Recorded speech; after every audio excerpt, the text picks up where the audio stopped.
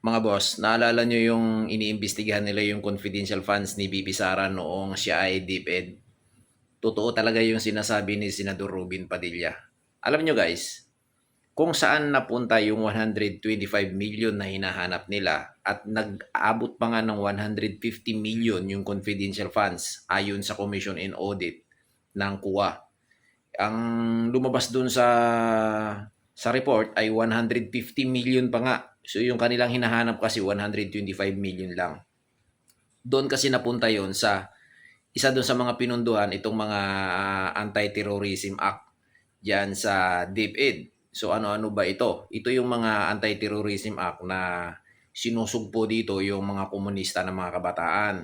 Naalala nyo kapag nakagraduate yung mga kabataan o ngayon pabata na ng pabata, minor na o nasa elementary o high school or college ay nire-recruit na ng mga terorista yung ating mga kabataan. Pabata na talaga ng pabata yung pangyayari ngayon. Nakadalawa na po yung ating gobyerno. Noong nakaraan, nangyari po yung shooting incident sa Tacloban. At ito naman ngayon yung pangalawa ay dito sa Zamboanga City. Dito yung napupunta yung confidential funds na iniimbestigahan nila at ipinapaliwanag nga ito ni Senator Robin Padilla na hindi nila maintindihan at tinatanong doon sa mga witness o testigo diyan sa hinaharap nila sa impeachment trial ni BP Sara ay hindi nila alam itong nangyayaring terrorism act sa mga kabataan natin na nire-recruit ng mga makakaliwa. Ngayon, dito nyo maisip kung tama yung sinabi ni Senador Robin Padilla at dito talaga inilaan ng tama ni Vice President Sara Duterte yung kanyang confidential funds. Talagang pinaglaanan yon step by step, inisa-isa yon. So ngayon, nangyayari ngayon yung ganitong klaseng incident, shooting incident sa mga eskwelahan, pabata ng pabata. Kasi nga, wala na, ninakaw na nila yung pera ng taong bayan.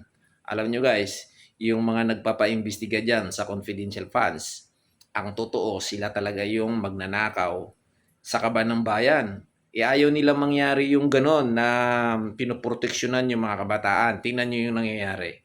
Simula nung umalis si BP Sara sa DepEd, tingnan nyo, sino ang pumalit bilang sekretary ng DepEd?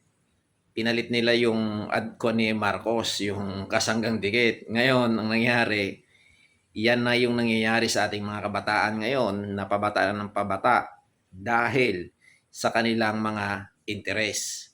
Iisipin nyo hindi na ngayon basta-basta yung mga kabataan humahawak na mismo ng baril. Kawawa ang mga magulang na nasusurpresa na lang dahil sa ganitong pamamaraan. So siguro para sa akin, dapat punduhan itong confidential funds na ito para sa mga kabataan, lalo-lalo na dito sa mga minor.